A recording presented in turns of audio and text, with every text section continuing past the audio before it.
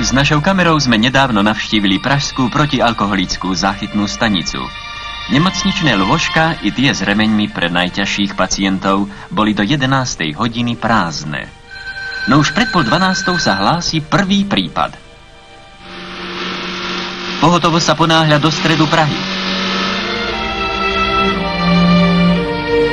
V Tatrambare mali opitého výtržníka.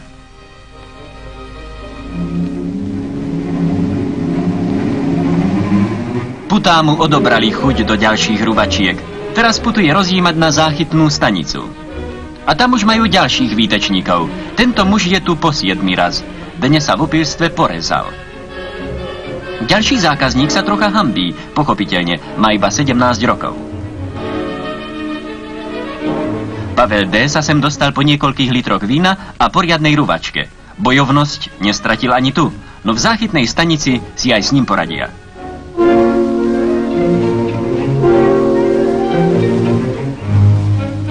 Po 3. hodine privážajú ďalších.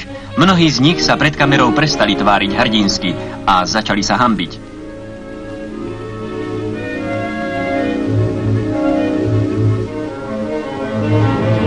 Nechutné výjavy však. Budeme sa sem znova počase vracať, aby sme tak našou filmovou kamerou pomáhali v boji proti otupnému alkoholizmu.